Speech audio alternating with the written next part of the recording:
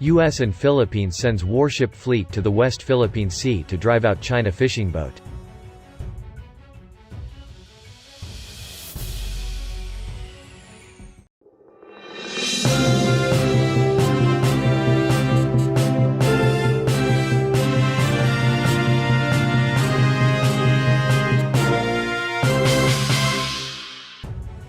In a surprising move, the Philippines sent its strongest response yet against China's expansion into the West Philippine Sea. Not since 2012 has the Philippines moved its naval forces to the West Philippine Sea to challenge China's militarization of the area. The move is a highly coordinated response with the United States. In March, the Philippines reported the presence of 220 Chinese vessels at Julian Felipe Reef. That number has been reduced to fewer than 10 as of April 13. The Philippines sent 4 of its most advanced warships to the West Philippine Sea to challenge China's increasing activities at Julian Felipe Reef. Among the units it deployed are its 2 brand-new missile-guided frigates, the BRP José Rizal and the BRP Antonio Luna. It also deployed warplanes to monitor the area. Meanwhile, the U.S. also sent its aircraft carrier USS Theodore Roosevelt to the area. But an American aircraft carrier never travels alone.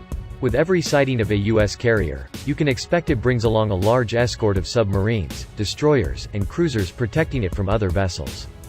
This is on top of the dozens of aircraft it carries. It can carry up to 90 aircraft and can accommodate 4,500 personnel.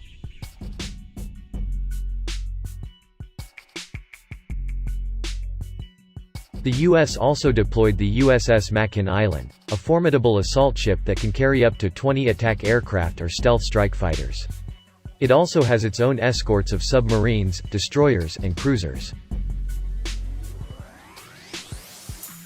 In March 2021, the Philippine Coast Guard raised the alarm over the presence of 220 Chinese ships forming a phalanx at Julian Felipe Reef, which is within the country's exclusive economic zone, EEZ. It was what prompted the coordinated military response from the Philippines and the United States.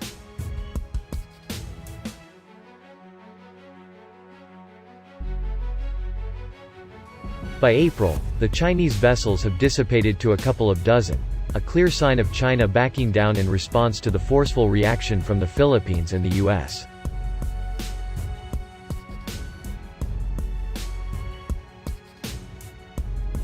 China used the same strategy in the past whenever it wanted to militarize a Philippine reef. It would send a large flotilla of paramilitary fishing boats to the area to scare away other vessels. Then its dredgers would follow, destroying precious corals to create artificial islands over the reef. Julian Felipe Reef would have ended up with the same fate. Ever since the 2012 standoff at Scarborough Shoal between China and the Philippines, the latter has opted not to send warships from the Navy but relied on vessels from the Philippine Coast Guard instead to assert its presence in the West Philippine Sea. It was because of the ongoing international arbitration with China that the Philippines eventually won in 2016. The Philippines did not want to jeopardize its case and be construed as an aggressor. But ever since then, the country had downplayed Chinese incursions into the West Philippine Sea.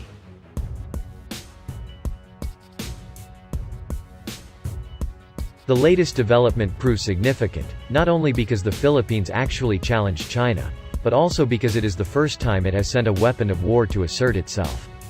To the Chinese generals, that is something to be very serious about.